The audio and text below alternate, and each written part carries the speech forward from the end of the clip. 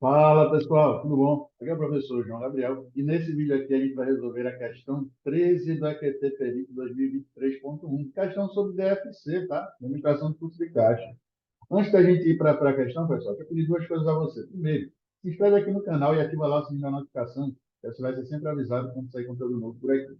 Segundo, se você gostar aqui da resolução dessa questão, deixa uma curtida, dá um joinha, dá um like aqui no vídeo, tá? Que nos ajuda muito. Então é isso, pessoal. Tudo desfeito. Vamos ver a questão, que é bem grande aqui, né? Tem muita informação. Mas basicamente é o seguinte: eu considero as demonstrações contábeis a seguir da CIEJ. Então nós temos um balanço patrimonial e uma DRE. E aí pergunta, a partir dos dados apresentados, tem-se que. E aí, letra A vai questionar se a atividade de investimento não afetou o caixa. B, se a atividade operacional reduziu as perdas com caixa no período, ou seja, ela tem que ter dado positivo. C, se o fluxo de caixa das atividades de financiamento foi negativo. Se a atividade operacional foi negativa, é o que diz a D. Letra S, o fluxo de caixa líquido foi positivo. Bom, pessoal, seguinte, isso aqui a gente tem uma regrinha para resolver pelo fluxo, pelo método indireto, que é o que a gente tem que fazer aqui, tá? Então, deixa eu colocar a caneta aqui. Mas, primeiro de tudo, a gente vai fazer essa conta aqui, ó. E aí, deixa eu explicar. Pelo método indireto da DFC, a gente vai partir do lucro ou prejuízo do período, 80 mil aqui no caso, certo?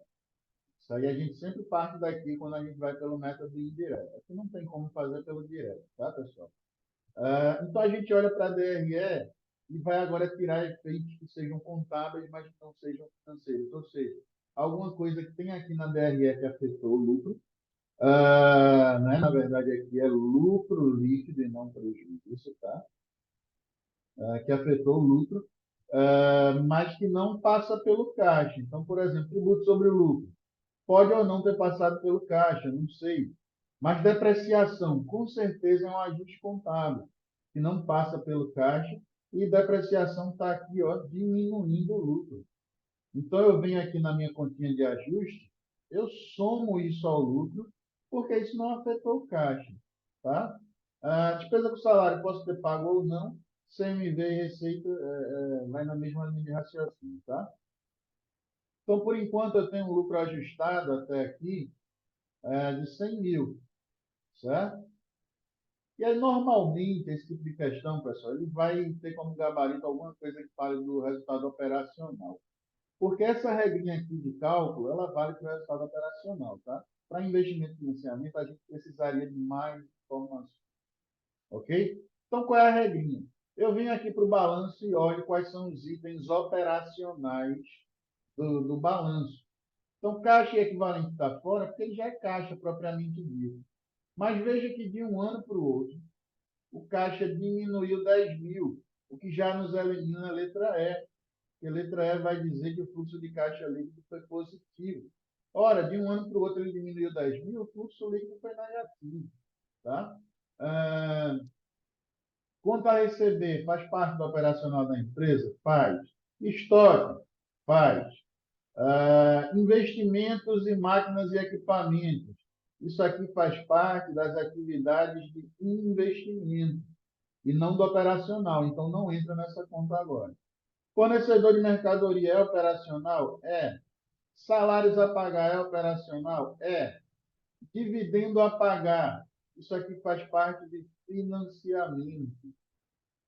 Financiamento do imobilizado. Apesar desse nome, se está ligado aqui ao imobilizado, isso afeta o caixa de investimento. Tá? E aqui no passivo não circulante, a gente tem alguns financiamentos que poderiam ser atividade de investimento ou financiamento, tá? A gente não tem informação para definir, vamos considerar que seja financiamento, ok? E aqui, ó, no capital social também é financiamento, tá? Então, a gente agora já descobriu o que é que tem de operacional, e aí qual é a regrinha aqui? Se de um ano para o outro aumentou o ativo, eu diminuo isso nessa continha, porque significa dizer que saiu, que variou o caixa. Tá? Agora, se diminuiu de um ano para o outro o ativo, significa dizer que eu aumento essa continha aqui. Tá bom? Para passivo, o efeito é contrário. Se um passivo está aumentando, eu somo na continha aqui. Se o passivo está diminuindo, eu subtraio nessa continha aqui. Por quê? Porque significa dizer que ainda não passou pelo caixa esse efeito. Tá? Então, por exemplo, a contas a receber de um ano para o outro aumentou quanto? De 60 para 160, aumentou 100. Efeito aqui, diminui 100. Estoque aumentou de um ano para o outro, aumentou quanto? 140.